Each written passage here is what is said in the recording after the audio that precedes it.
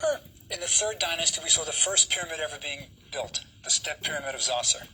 Then in the Fourth Dynasty, we start to get the true pyramids. We get my man Sneferu building 3 pyramids, including the first true pyramid ever. And then we ended with Khufu, or Cheops, either way, same guy, building the Great Pyramid of Giza. Well, in this lecture, I'm going to try to show you where it all goes. And it's mostly downhill, I'm afraid. At the end of the Fourth Dynasty, the dynasty of Sneferu, the dynasty of Khufu, we start to get some changes, and we're not sure exactly why. The successor of Khufu, Djedefre, doesn't build a pyramid at Giza. For some reason, he moves away to a place called Abu Roash, several miles away. And he starts to build a strange kind of pyramid, building a big trench in the ground, and never finishes it. We don't really know what it would have been. But after Djedefre, his successor comes back to Giza, and we start to get a sense that tradition is being restored. Now, the successor is Khephren. The Greeks called him Khephren, but the Egyptian name was really Ka-Ephre. It's the same person. Now, Khephren builds a pyramid that is just about the same size as the Great Pyramid, only 20 feet smaller. You wonder why he built it a little bit smaller rather than a little bit bigger? Well, the answer is probably out of deference to his father. But it's a big pyramid. Now, he has an innovation, though, but it's accidental. Didn't plan it. It's the Sphinx. If you'll remember, when you built a pyramid in the Fourth Dynasty, you didn't just build a pyramid. You had a complex. You had a mortuary temple next to it. There was a valley temple where perhaps you were mummified, and a causeway connecting the valley temple to the pyramid. So once you were mummified in the valley temple, your body would be brought in a sacred procession down this causeway and placed in the pyramid. Well, if you trace the causeway from the pyramid of Khephren straight down to the valley temple, it's not a straight line. What happened was they were excavating the causeway, digging through the sandstone, and they hit a huge rock, a sandstone rock. Rather than remove it, they carved the Sphinx out of it. Now, the Sphinx is the head of a man. We're pretty sure it's Khephren. And the body of a lion. Hello again. Welcome to the conversation. You know, I never knew the details of how the Sphinx was made, came about, but that's interesting. That was done completely by accident. So him and his crew, they digging around trying to find a good place to build some stuff, you know, and somebody say, okay, let's clear this little area out right here. And they hit a dead end. Technically a wall. A wall made of stone. And rather than try to go around it, well, technically they did go around it, but rather than try to find another spot, they said, okay, well, let's make something out of it. If it's stuck here, let's make it fit what we want. So that's what they did. They carved a body of a lion and a head of a man and kept it moving. That's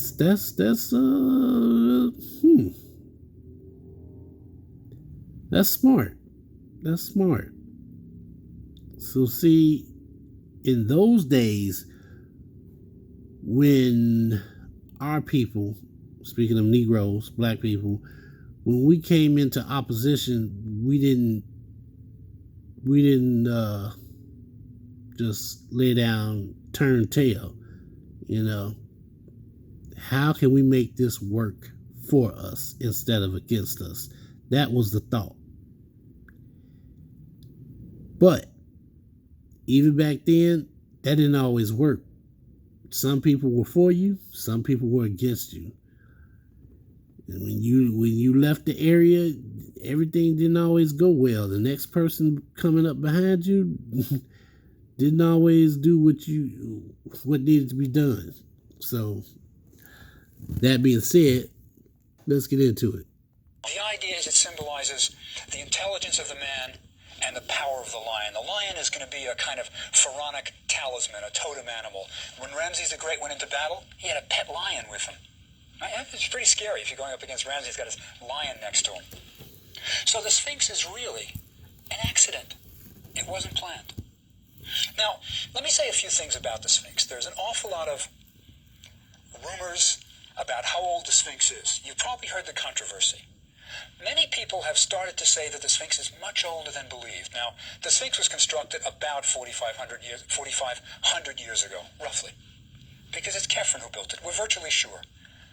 But a couple of geologists have suggested, when they looked at the rock, that it looks like water erosion on the Sphinx. Now, if it's water erosion, there wasn't water there in 2500 BC or so. It's probably, they say, rain. That Egypt was much more moist at this point, and they pushed the date of the pyramid back to 10,000 BC. They're wrong. Let me just say it. They're wrong. Almost all Egyptologists agree the Sphinx was carved during the reign of Khephren. Now, one of the reasons we're quite sure that they're wrong is there was no significant Egyptian civilization in 10,000 BC that could have carved the Sphinx. Remember from our prehistoric lecture, they were just starting to learn about farming even. So there's no doubt about it. The Sphinx is not 10,000 from 10,000 BC. It's more recent. It's still pretty impressive. There are a couple of other myths about the Sphinx.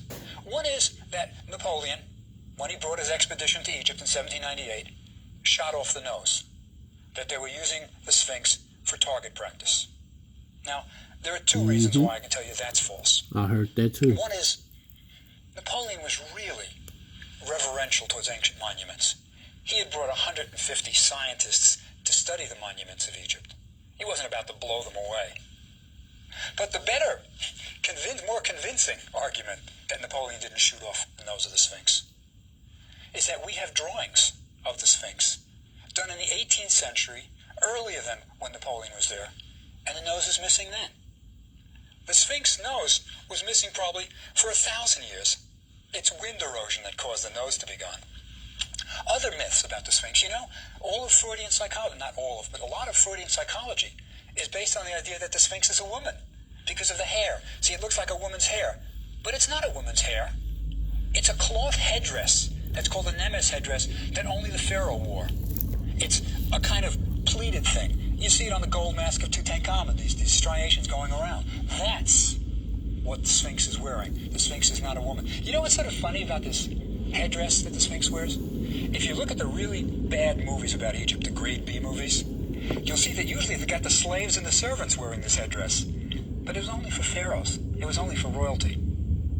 There's another interesting thing about the Sphinx. And I can go on about the Sphinx forever. I love the Sphinx.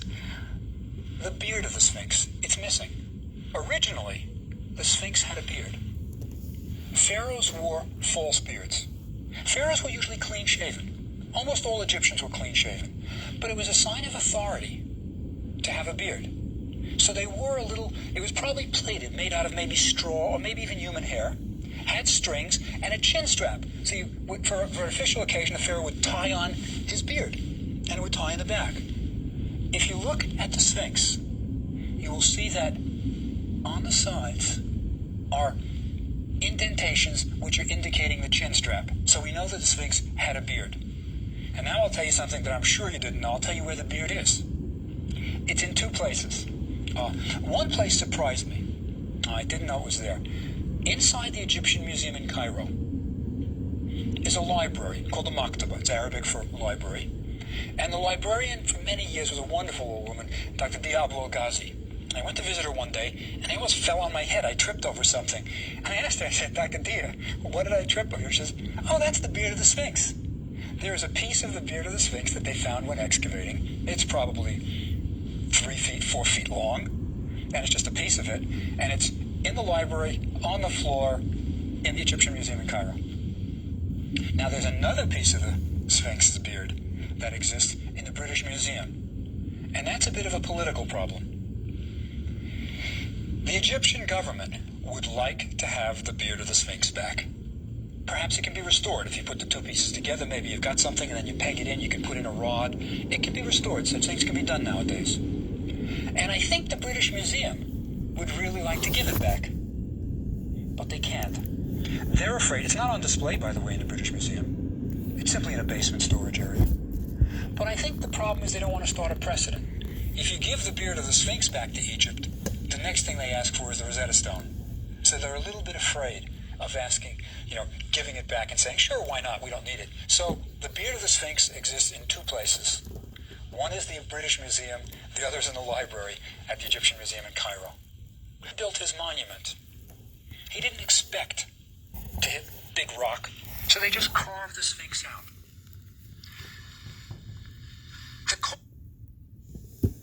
Really? Really? So, one of the most important pieces of ancient artifacts is laying on the floor. Just laying on the floor like teenage adolescents leave their socks on the floor and you tell them to clean up their room, and 2 days later, that sock is still on the floor. Just laying on the floor. It's not even the whole thing. It's a piece of it, of the artifact. The other part is in another country.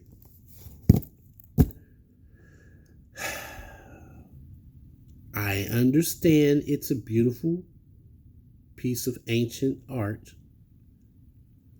but it doesn't belong to you. We always teach our children not to steal from other people. So, knowing that this artifact belongs to Egypt, I think they should give it back. They're afraid that it's going to get destroyed, that it's going to, whatever reason. I can't even think of a reason right now, except for maybe they think it's going to get destroyed.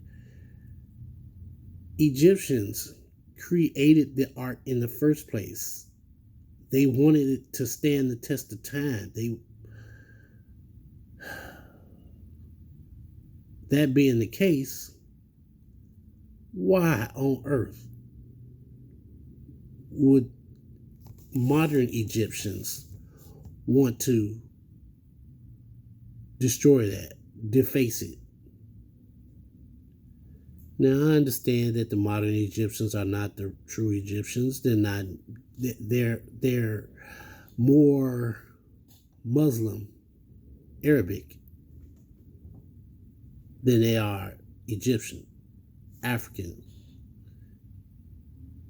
Hell, for that fact, the original Jews, they spent some time in Egypt too. So maybe that's it.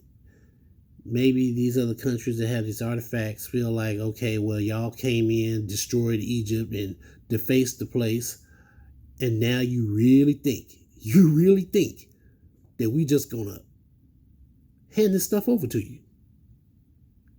Nah, we good. If that's the thinking, then yeah, I think the Louvre and this other museum in England, they should keep those artifacts. A people come into your home, destroy it, and then you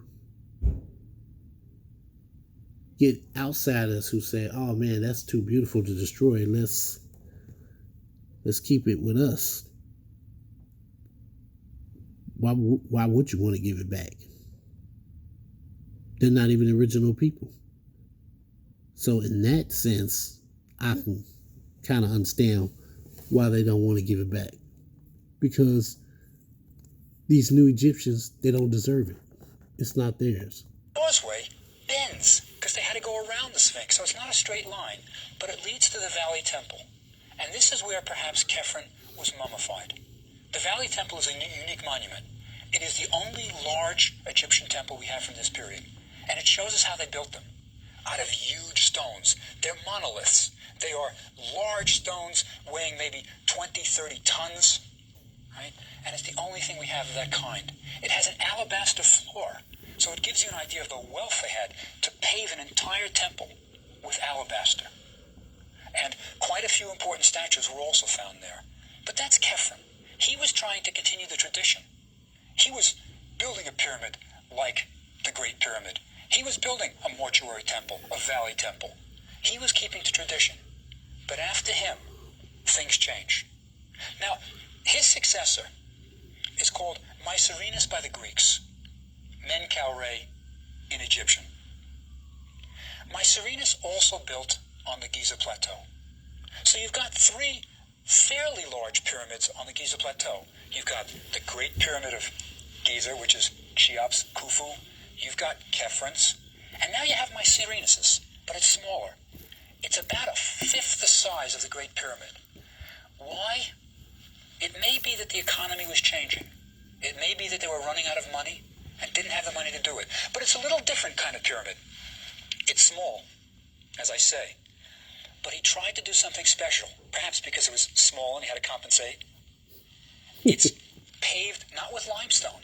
The outer casing isn't limestone. It's granite. Pink Aswan granite. Harder than limestone, more expensive, more lavish, but it's unfinished. If you look at the casing, you can see it's rounded on the ends. It would have been carved flat, flush with the pyramid, but it was never finished. And that's the last of the pyramid building at the Giza Plateau. Now, what happens next? Something very strange. Mycerinus' successor is a pharaoh, the last pharaoh of this dynasty, the last pharaoh of the fourth dynasty, the last of the family of Sneferu and Khufu, the great pyramid builders, this family that grew up building pyramids. The last pharaoh is Shepsefkaf. He moves away from Giza. Why, we don't know. There's still room on the Giza Plateau. You know, there are a couple of other smaller pyramids on the Giza Plateau also. They're for queens. They're smaller, but there's room for other pyramids. But Shepsefkaf says no. He moves back to Saqqara, back to where the step pyramid was built, where the pyramid building all started. And he doesn't build a pyramid. He builds a mastaba.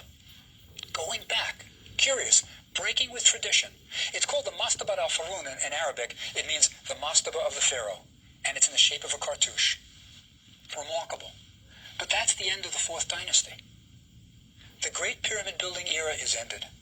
We're never going to see another pyramid like these of Sneferu, Khufu, Khephren. Never again. And in a sense, Egypt will never return to this greatness. The next dynasty, it's an interesting one, the fifth dynasty. There are big changes now, and we're not sure exactly why. Okay. So, this royal family is on its last leader, and he decides to go old school. There's nothing wrong with that. There's some people today like to do things old school. Some people like music when it's like 10 years old as opposed to brand new music. Heck, I myself like old school music. Not too old, but yeah, I do have an appreciation for the classics. So we will pick up next time with the fifth dynasty.